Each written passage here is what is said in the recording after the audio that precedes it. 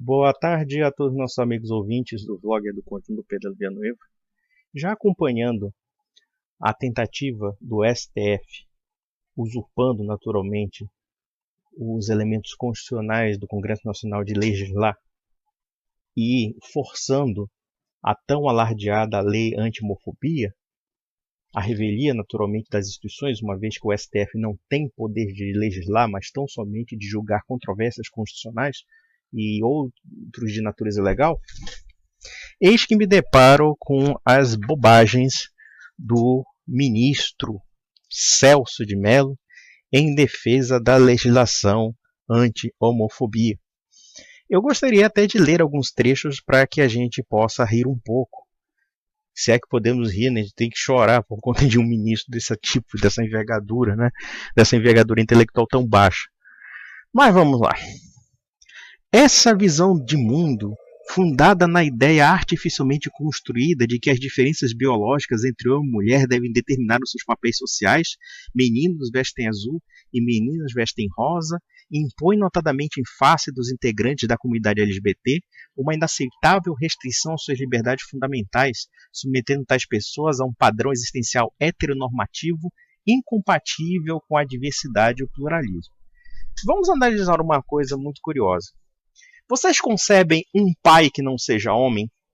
Vocês concebem uma mãe que não seja mulher? Vocês concebem uma filha que não seja mulher ou um filho que não seja homem? Obviamente que não. Nós podemos conjecturar que estes papéis ditos, entre aspas, sociais, são também papéis biológicos.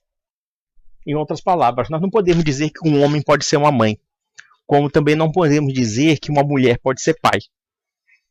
Em outras palavras, o que de fato o senhor Celso de Mello está dizendo quando afirma que existe uma ideia artificial baseada na biologia?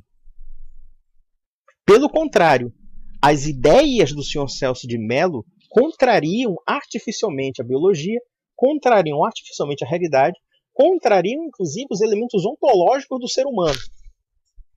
Porque observem, o que seria restrição às liberdades individuais afirmar, por exemplo, que um homem tem que ser pai e uma mulher tem que ser mãe?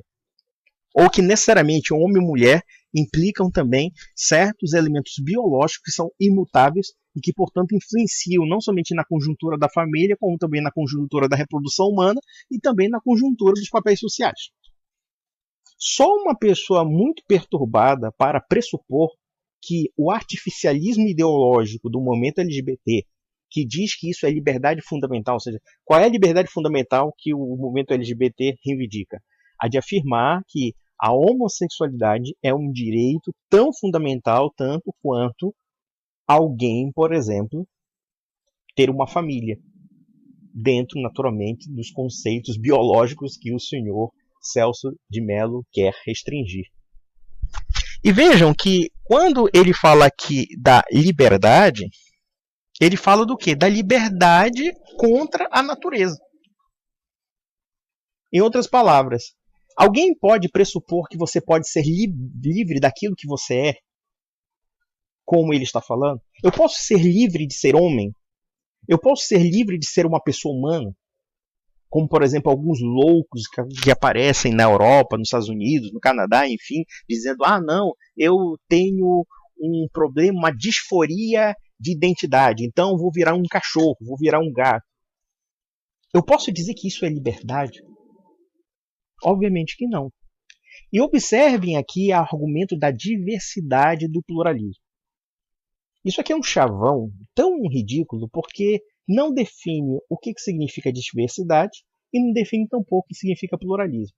Se nós entendermos diversidade sexual, a diversidade sexual implica inúmeras fantasias, inúmeras idiosincrasias sexuais que podem ser incluídas, inclusive, as práticas criminosas.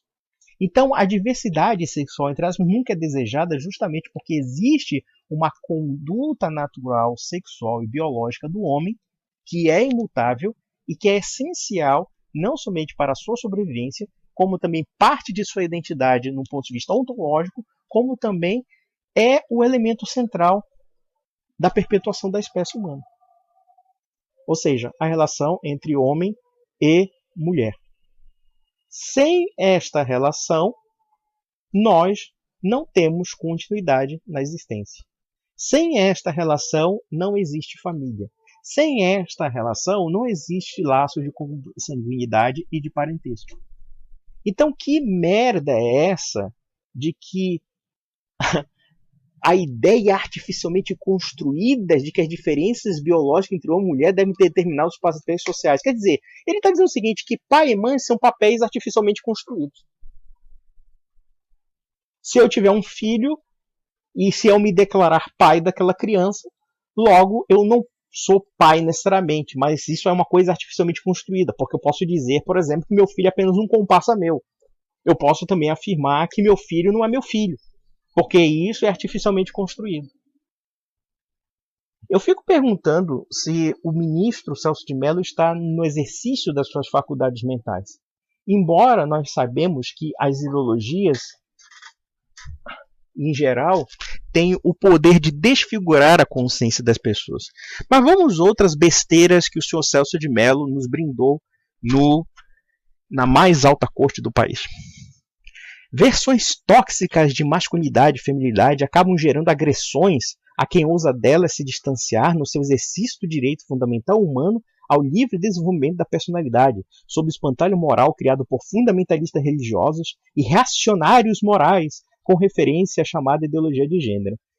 O que é versão tóxica da masculinidade e da feminilidade?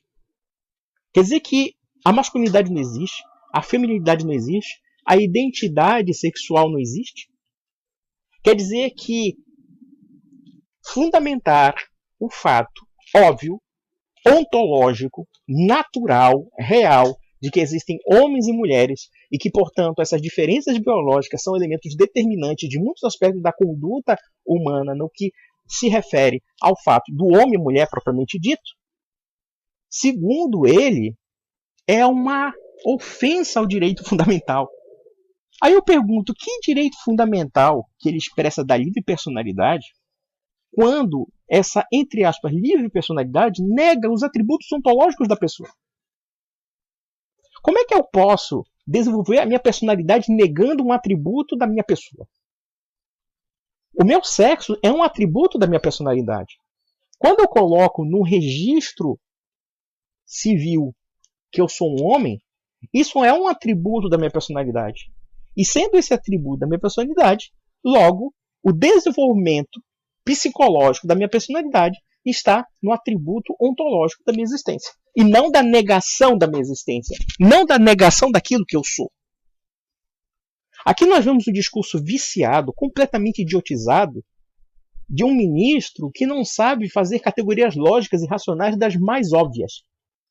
E aí, o fato de alguém afirmar que existem homens e mulheres, e que homens e mulheres são atributos biológicos e também ontológicos da pessoa humana, e que esses atributos biológicos também determinam certos papéis sociais e determinados tipos de condutas e até determinados tipos de finalidades no que diz respeito ao próprio sexo, segundo ele, é criação de reacionários morais, fundamentalistas religiosos. Claro, senhor Celso de Mello, quando a sua mãe teve relações sexuais com seu pai, na verdade isso é uma relação artificialmente construída, porque o negócio mesmo era o seu pai pegar um outro homem, só pode. Porque isso aí, claro, isso foi uma coisa imposta pela sociedade e não pela natureza. É como se, dentro dos atributos do desenvolvimento da personalidade, o seu Celso de Mello nascesse de outra forma que não fosse uma relação entre homem e mulher. Sei lá, aí eu fico pensando, vai nascer aonde? Da bunda de alguém? Vai nascer cagado? Vai nascer da relação de uma suruba? De uma relação de dois homens ou duas mulheres? Obviamente que não. Ou de um homem, um cachorro, um homem, um gato? Não. Mas é assim. Mas o que é mais espantoso é perceber a tendência de um juiz de trair o óbvio que é evidente aos olhos que a terra há de comer. Olha aqui. Outra besteira. Vamos a mais outras besteiras. Ninguém pode ser privado de direitos ou sofrer sanções de ordem jurídica em razão de sua identidade de gênero. Os LGBTs têm direito de receber igual proteção das leis. Ora, mas essas leis não existem. Não existem leis discriminatórias contra os homossexuais. Não existem leis discriminatórias sobre o que significa identidade de gênero. O problema é que existe um atributo ontológico da pessoa humana, que é ser homem ou mulher, que não pode ser falseado por conta dos delírios de uma pessoa. Ou então por conta dos delírios do senhor Celso de Mello. A tendência a negar a realidade é tão assustadora desse juiz que a gente se pergunta: onde é que está a carrocinha de cachorro, meu Deus do céu? Outra coisa aqui. Nada é mais nocivo, perigoso e legítimo do que elaborar uma Constituição se a vontade de executá-la integralmente. Aí eu pergunto, a Constituição implica aceitar a ideologia de gênero? Implica negar que existe homem e mulher?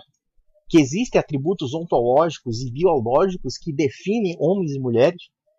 Outra besteira. A omissão do Estado mediante a inércia do poder público também desrespeita a Constituição, ofende os direitos que nela se fundem e impedem, por ausência de insuficiência de medidas, a própria aplicabilidade dos postulados da lei fundamental. E eu pergunto, onde a Constituição se omite no que diz respeito a reconhecer uma falsidade ideológica chamada ideologia de gênero? Vamos mais além e vamos ver mais besteira. Oh, meu Deus do céu. Ah, acabou. Graças a Deus. Acabou besteira. Acabou besteira. Ah, aleluia. Acabou, acabou, acabou. Então vejam, meus amigos, eu acho que eu não tenho mais nada a acrescentar. A revolta do senhor Celso de Mello contra a realidade é algo que nós temos que chamar o hospício e pegar esse sujeito que acha que é juiz, colocá-lo numa camisa de força e mandá-lo para o manicômio. Então, meus amigos, um grande abraço.